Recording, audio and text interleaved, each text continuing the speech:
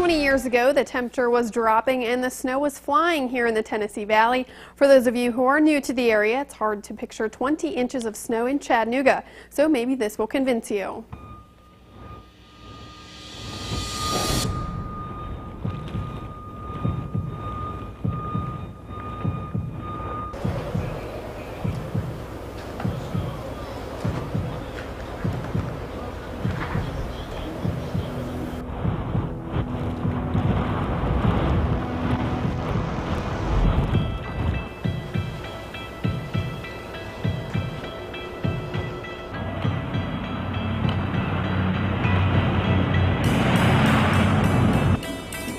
Pretty impressive, huh? Well, think about this. Back in 1993, we didn't have smartphones. We didn't have social media to stay in touch. So when the power and the cable went out in the blizzard, people were isolated. So they turned to the radio for their connection to society. And decided at this point, radio now becomes the conduit, the messenger for the people that are in need. With that in mind, radio disc jockeys never looked back. They opened their phone lines, and the Tennessee Valley responded. It became a real source of vital information during a crisis, and allowed people to use the station to get needed assistance, from warmth to food, medications, elderly people that were just freezing literally to death in their homes. DJs say linking people with people was their mission that weekend. We were just helping to get people's word, you know, that actually there are people who need help, people who are stuck beside the road with kids in the car that need somebody to come out and take them somewhere, elderly people who need heat, who need kerosene, whatever. And I'm just glad to be a part of it. Not a part of a storm like that, but a part of trying to help people get their lives back together. As one announcer put it, broadcasting during a state of an emergency was something he'd only read about. I've read in trade magazines about other stations in San Francisco that had to deal with the earthquake a couple of years ago, stations in Miami that had to deal with the hurricane last August or September, whenever it was the hurricane. Obviously, there was supposed to be some video with that. We apologize. There were some technical difficulties. Well, Bearman, though, is still on the air every morning at US-101. So we went back to him today for his memories of the big storm. We thought couple of inches of snow, that's going to be it.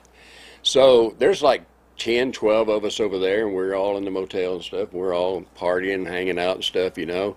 So about 10:30, we're all like, there's nothing going on, man. There's nothing happening.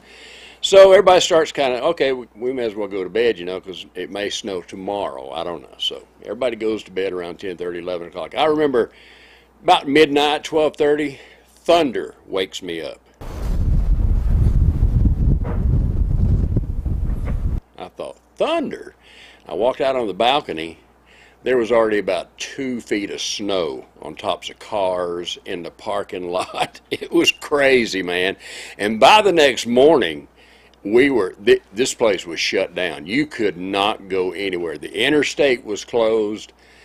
Everything was just shut down, and we were lucky. We had a couple of four-wheel drive vehicles. We were lucky to get across Brainerd Road and across the parking lot at Eastgate to get to the radio station and actually be able to go on the air. It was crazy. Plus, I had to walk. I lived in Cleveland at the time, and I had to walk about 1.5 miles in about 3 foot of snow, almost waist-deep snow, 1.5 miles to get to my house because I couldn't drive. And I knew, hey, I have no power at that house, and I got to get there. US-101 was, I don't know what our cume was for that day and a half or 2 days' time or whatever, but it had to be way up there. Because we actually were able to communicate with people and say, okay, this guy would call and say, I'm broke down over here, I can't get out. And somebody would hear this guy on the air with us. They'd go over. So we just kind of coordinated things and helped a lot of people get out of some pretty big trouble spots. And folks, elderly people who were home, couldn't get out of their homes, couldn't get anything to eat, needed medicine, that kind of thing. We'd put them on the air with us. They'd tell their story, somebody would hear it, boom, and it was just coordinated like that. So I feel like we were a great help. You know, it was an experience that I am glad that I lived through. I'll never forget it. I enjoy seeing some snow once in a while. I never want to see 2 or 3 feet of snow again as long as I live. I don't want to have to go, even though we have the technology now to clear the roads pretty quickly and that kind of thing, and power can be kept up in most places. I just don't want to see that much snow again. I like the South for a reason. It's warm down here. I like that. Excellent, sir. And we hope you saw our 30-minute special last night on the Blizzard 93. Here's how to get a copy of the DVD. We'll be right back.